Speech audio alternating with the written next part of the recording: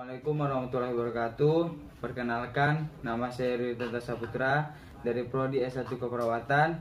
Di sini saya akan menjelaskan materi mata kuliah yaitu Psikologi Kesehatan yang berjudul Motivasi dalam Perubahan Perilaku Kesehatan. Yang pertama yaitu pengertian. Motivasi adalah keinginan yang terdapat pada diri seseorang atau individu yang merangsangnya untuk melakukan tindakan-tindakan. Seseorang melakukan suatu tindakan diarahkan oleh adanya tujuan. Selanjutnya yaitu motivasi dalam pekerjaan. Motivasi adalah suatu arahan pegawai dalam suatu organisasi agar mau bekerja sama dengan mencapai tujuan pribadi pegawai dan tujuan organisasi menurut Filippo 1984. Dan motivasi adalah suatu perangsang atau stimulus atau keinginan dan daya penggerak kemauan bekerja, itu menurut Hasibuan 1995. Selanjutnya yaitu peran motivasi dalam kinerja. Yang pertama yaitu ada mendorong semangat kerja, meningkatkan kepuasan kerja, meningkatkan produktivitas kerja, meningkatkan loyalitas, meningkatkan integritas, meningkatkan kedisiplinan, dan meningkatkan kehadiran. Dan selanjutnya ada faktor-faktor motivasi. Yang pertama yaitu faktor intrinsik yang terdiri dari sikap, kepribadian, pendidikan, pengalaman, cita-cita, perasaan misalnya keberhasilan, penghargaan, sifat pekerjaan, rasa tanggung jawab, dan kemajuan karir. Yang kedua yaitu ada faktor ekstrinsik yang terdiri dari berasal dari luar diri manusia yang dapat timbul dari berbagai sumber.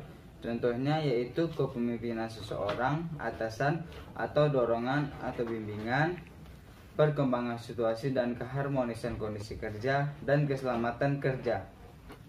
Nah, selanjutnya yaitu ada ciri-ciri seseorang termotivasi adalah yang pertama, kuatnya kemauan untuk berbuat, jumlah waktu yang disediakan, kerelaan meninggalkan kewajiban atau tugas yang lain, kerelaan untuk mengeluarkan biaya demi perbuatan itu, dan ketekunan dalam mengerjakan tugas.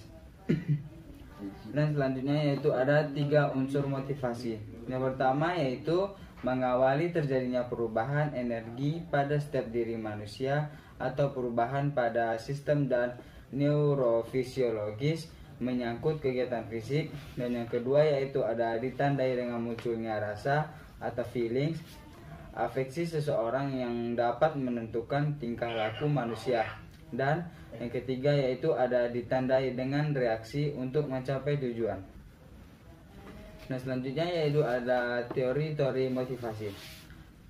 Teori motivasi yaitu ada 5 jenjang kebutuhan menurut Abraham Maslow. Yang pertama yaitu ada vali atau fisiologis yang terdiri dari lapar, haus, seks, dan pakaian. Yang kedua yaitu ada keamanan yang terdiri dari keselamatan, perlindungan terhadap fisik dan emosi. Yang ketiga ada sosial yang terdiri dari kasih sayang, rasa dimiliki dan memiliki, dan persahabatan. Yang keempat ada penghargaan yang terdiri dari rasa hormat internal atau harga diri, otonomi, prestasi, dan eksternal yang terdiri dari status dan pengakuan dan perhatian. Yang kelima yaitu ada aktualisasi diri atau dorongan untuk menjadi apa yang ia mampu, pertumbuhan menjadi potensial, dan pemenuhan diri. Dan motivasi kerja menurut penelitian didasarkan pada 4 asumsi yaitu yang pertama ada sejauh mana harapan pegawai dipenuhi oleh organisasi. Yang kedua yaitu ada apa yang dipikirkan pegawai mengenai peluang mereka dalam organisasi. Yang ketiga yaitu ada bagaimana pendapat pegawai mengenai seberapa banyak pemenuhan kebutuhan diperoleh dari perusahaan. Dan yang keempat yaitu ada bagaimana persepsi pegawai mengenai kinerja dalam organisasi. Nah, selanjutnya yaitu ada metode dan alat bantu motivasi. Yang pertama yaitu ada metode langsung atau direct motivasi yang terdiri dari meningkatkan gaji dan pemberian materi lain. Yang kedua yaitu ada metode tidak langsung atau indirect motivation. Yang pertama yaitu ada pemberian fasilitas kerja yang nyaman, dan yang kedua yaitu ada pemberian penghargaan.